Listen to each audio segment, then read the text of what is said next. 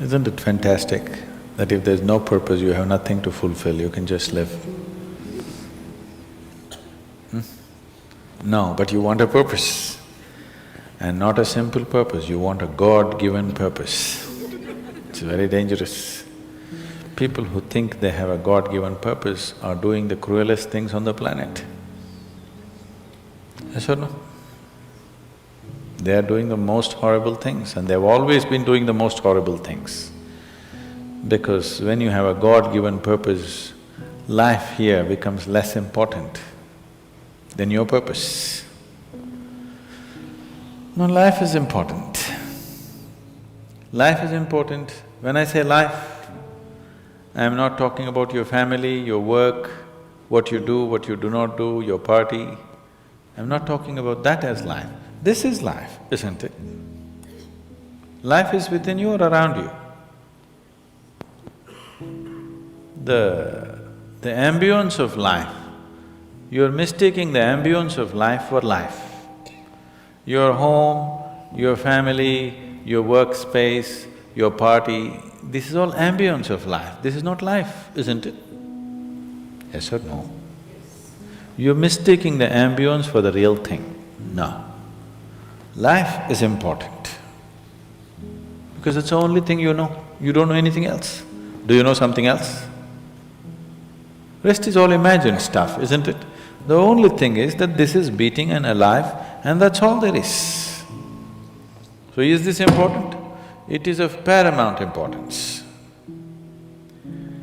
Not you as a person, that's not important. But you as a piece of life, it's very important. Because that is the basis of everything. When I say that is the basis of everything, the universe exists for you only because you are, isn't it? Yes or no? The world exists for you only because you are, otherwise it wouldn't exist in your experience. So, in every way, this is important. So what is the purpose for this?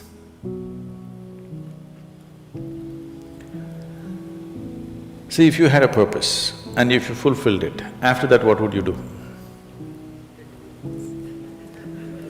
After that what would you do? Bored, isn't it? It is just that life is so intricate and so phenomenally intricate that if you spend 10,000 years looking at it carefully, you still will not know it entirely. If you spend 1,000,000 years looking at it with absolute focus, still you will not know it in its entirety. That's how it is. Is there a meaning to it? The greatest thing about life is that there is no meaning to it. This is the greatest aspect of life, that it has no meaning to it and there is no need for it to have a meaning.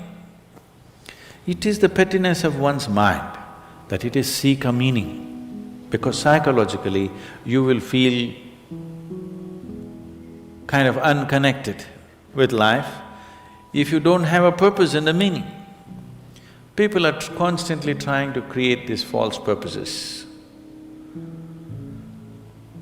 Now, they were quite fine and happy, suddenly they got married, now the purpose is the other person. Then they have children, now they become miserable with each other, now the whole purpose that I go through all this misery is because of the children. Like this it goes on. These are things that you are causing and holding these as purposes of life. And is there a God-given purpose? What if God does not know you exist? No, I'm just asking by chance.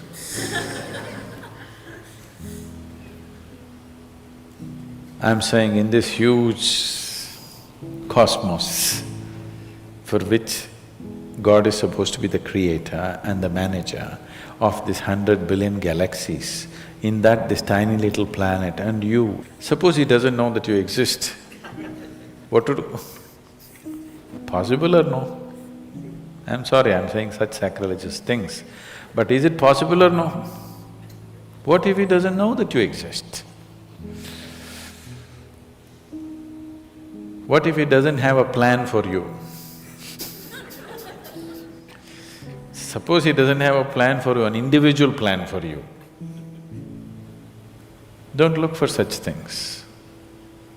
The thing is, the creation is made in such a way that creation and creator cannot be separated.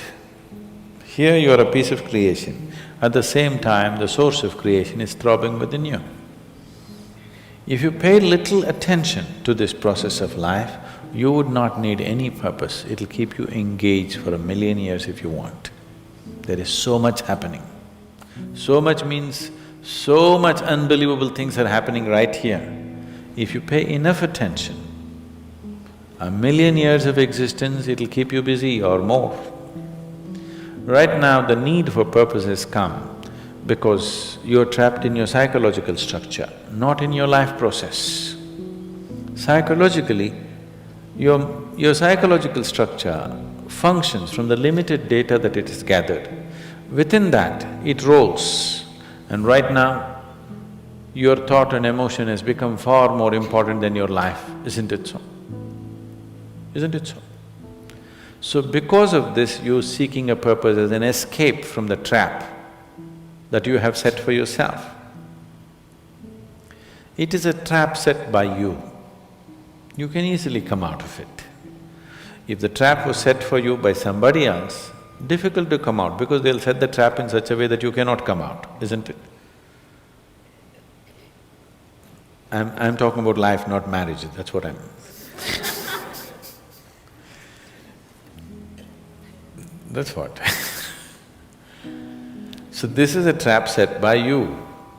This is easy to come out, but that is the whole thing. Why it is so difficult is, now you're identified with the trap, you like it. You like it because it gives you a certain sense of safety and security and protection and individual identity.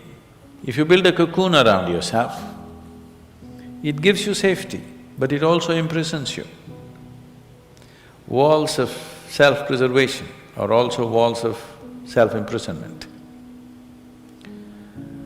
When it protects you, you like it. When it restricts you, you do not like it. That is why we have doors.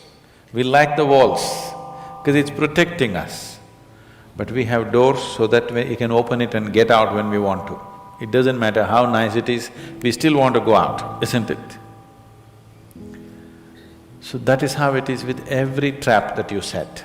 It doesn't matter how nice it is, you still want to go out.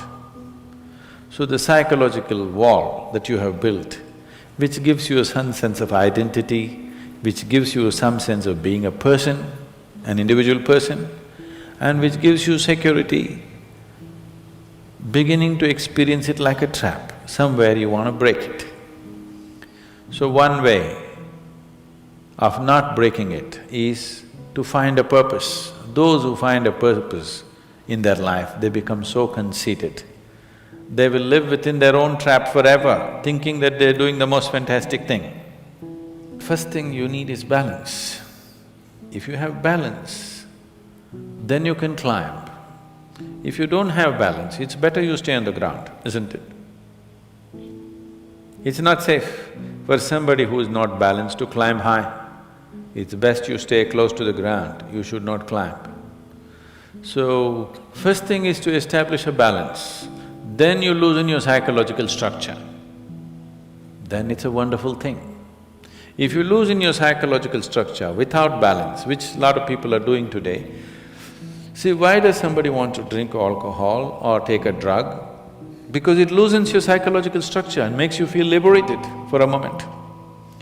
But without the necessary balance, you have not worked for the balance, but you got freedom. Freedom without balance is destruction, anarchy, isn't it? So, first thing is to work for balance, an enormous sense of balance, where even if you dismantle your psychological structure, you can simply live here. Dismantling your psychological structure is an important process because that is your trap, that is your security, that is your stability. At the same time, that's your trap.